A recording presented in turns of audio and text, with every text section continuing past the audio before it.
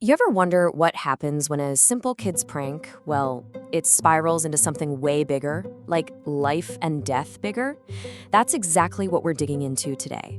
We're going to break down this one incredible chapter where a boy's world just collides head on with the brutal reality of war. So let's jump right in. Okay, we have to start here. This one line, man, it's like a lightning strike. It just hits you because it captures this crazy paradox, right? This moment is supposed to be a win, a huge triumph for these kids. But instead, it's just heavy. It's terrifying. So, what's going on?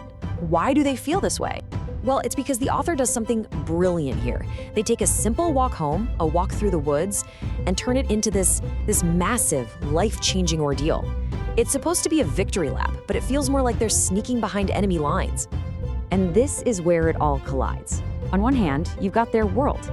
You know, the world of being a kid, playing with stick rifles, looking for blueberries. But then, their grandfather says two words, Argonne Forest. And boom, that's a real battle. He talks about wool and mud. And just like that, their game is shattered. Those woods aren't just woods anymore. They're suddenly haunted by the very real ghosts of what's happening to their family members in 1943. So this crash between two worlds, it makes you ask the big question, right? What's the real price of being a kid in a time like this? What is our main character, Leo, actually risking? And you know what's crazy? It all kicks off with something so normal, so perfectly kid, a stink bomb, a simple prank at a scout meeting. That's it. Just pure, dumb childhood mischief. And the punishment? It seems perfect, honestly.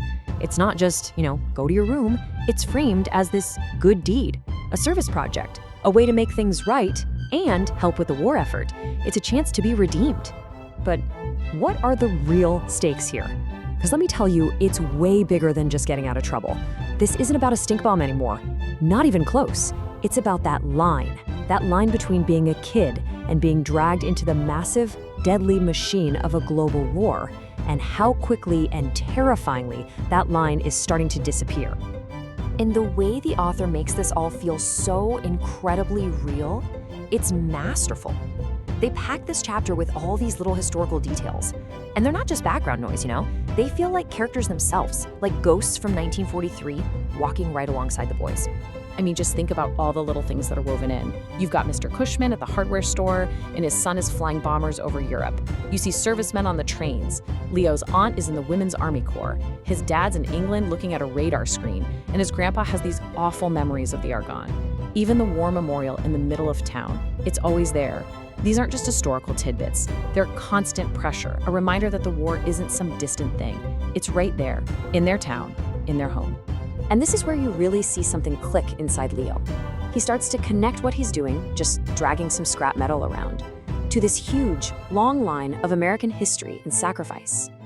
He's suddenly part of the same story as soldiers from 1775, the same story as his own dad. He's not just some kid who messed up anymore. For the first time, he sees himself as a patriot. But of course, this is where it all gets really, really complicated. Because the redemption he gets in public, well, that creates a whole new burden that's completely private. So picture this, right? The boys are in the church, their uniforms are all clean, they're sitting right up front. And the priest, Father O'Keefe, basically holds them up as heroes in front of everyone. Their little prank has been totally flipped. It's now this noble, patriotic act. Yeah, he literally uses them as the example in his sermon, about redemption, no less. So in the eyes of the town, the boys haven't just been forgiven, they've been celebrated. Their screw-up is gone, wiped clean, and replaced with all this praise. They're redeemed, right? Or maybe not. Because right in the middle of all this public praise, the author zooms in on this tiny secret moment. The whole church is praying for the soldiers, and Leo's hand, it goes to this medal that's hidden under his shirt. It's such a powerful contrast, isn't it? What everyone sees versus what Leo is feeling. So yeah, the town gives him redemption. They've saved him from his sin. But for Leo, it doesn't feel like that at all. That praise, that prayer, it doesn't feel like he's been forgiven. Instead, it settles on him, and the book says it feels like a quiet promise. He hasn't been let off the hook. He's just been handed a new secret burden, a whole new weight. And that's where we're left, with this huge, nagging question.